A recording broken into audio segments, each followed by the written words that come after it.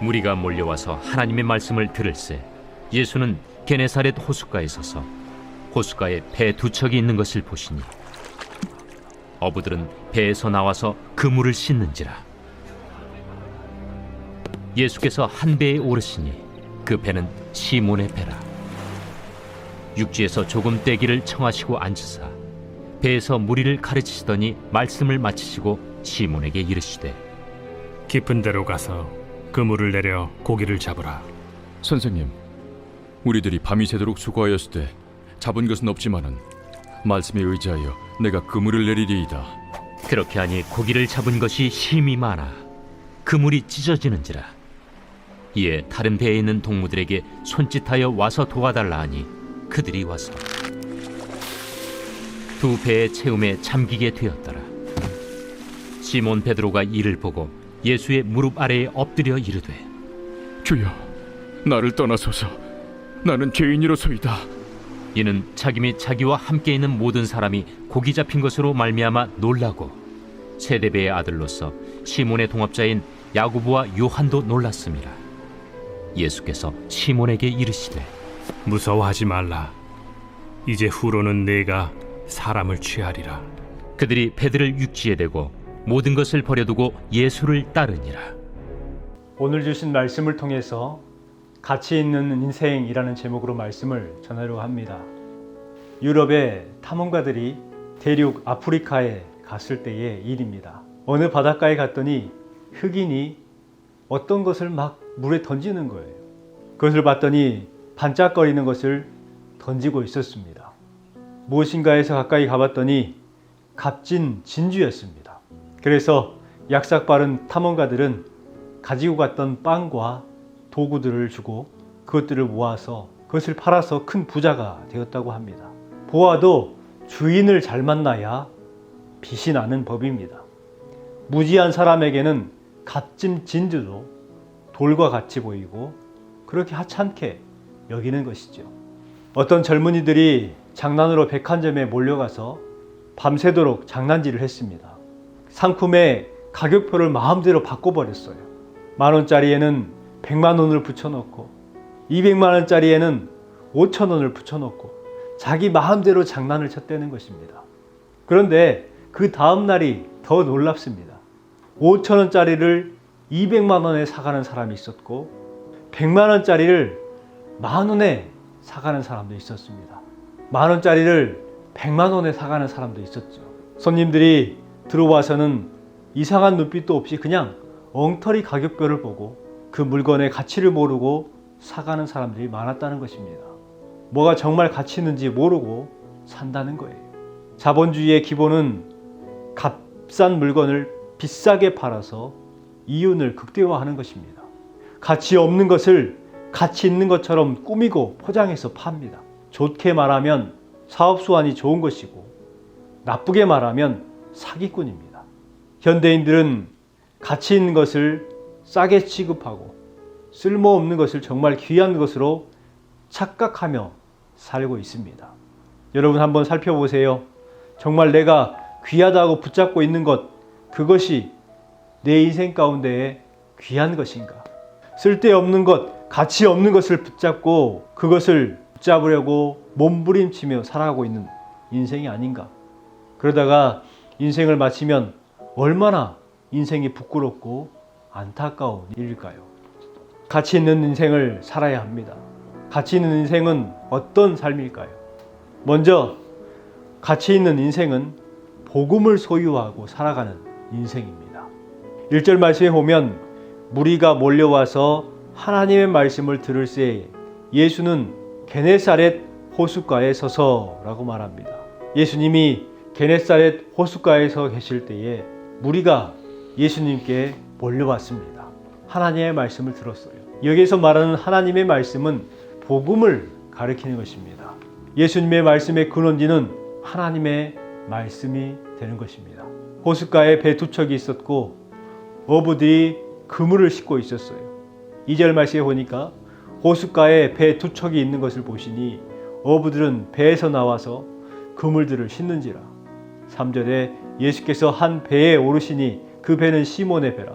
육지에서 조금 떼기를 청하시고 앉으사 배에서 무리를 가르치시더니 라고 말씀합니다. 예수님이 호숫가에 서서 두 척의 배를 보십니다. 어부들은 배에서 나와서 그물을 싣고 있었습니다. 예수님의 관심이 배인 것처럼 보입니다. 그러나 예수님의 관심은 배에 있지 아니했습니다. 사람에 있었습니다. 예수님은 시몬의 배에 올라 무태에서 조금 떼어 놓으라고 하신 후에 배에 앉으셔서 무리들을 가르치셨습니다. 4절 말씀에 보면 말씀을 마치시고 시몬에게 이르시되 깊은 데로 가서 그물을 내려 고기를 잡으라 라고 말씀합니다. 시몬의 배를 사용하셨을 뿐만 아니라 시몬까지도 사용하고자 하는 계획을 가지고 있었던 거예요.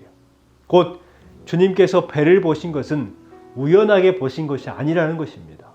주님을 믿고 살아가는 우리 인생에게는 우연이라는 것은 있을 수 없습니다.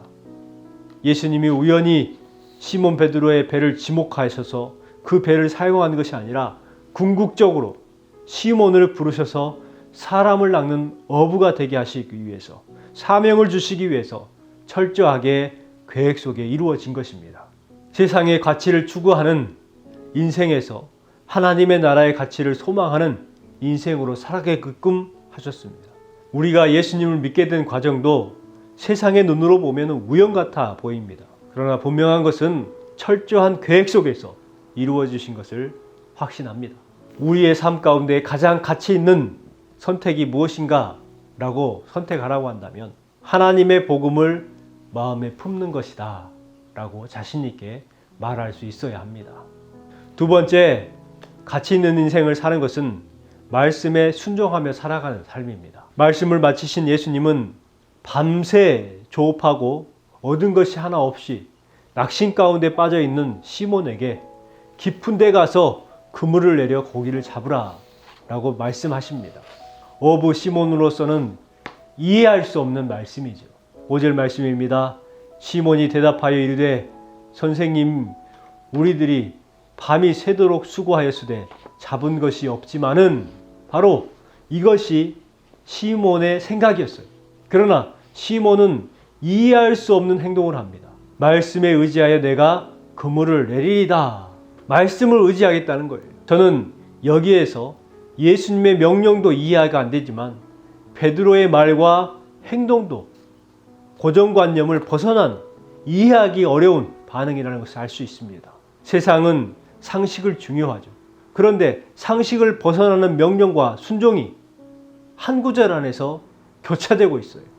여러분, 순종은 내가 이해하고 수긍하는 것이 아닙니다. 이것은 바른 순종이 아니죠.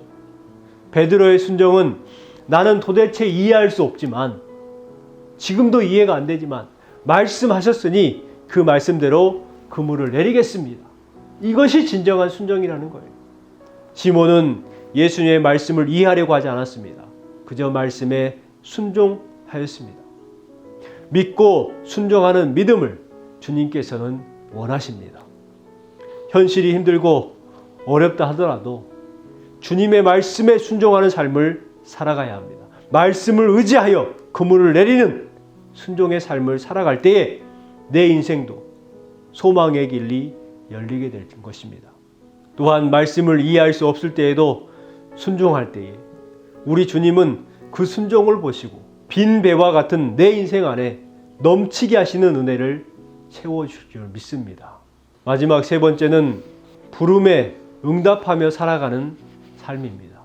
생각하지도 않았던 많은 고기를 얻게 된 시몬 베드로, 그는 이렇게 예수님께 반응을 합니다.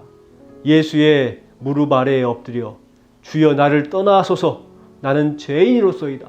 베드로는 자신을 알게 되었습니다. 그동안 자신을 가리켜서 죄인의 가치관으로 살았어요. 베드로는 이때 자신을 드러냅니다. 그동안에 자신을 어떻게 생각하며 살았는지에 대해서 예수님께 이야기를 하죠. 바로 자신을 죄인이라고 생각을 했습니다. 자신을 가리켜서 죄인의 가치관으로 살아가고 있었다는 거예요. 그러나 예수님을 통해서 다시금 그 가치관이 바뀌게 됩니다.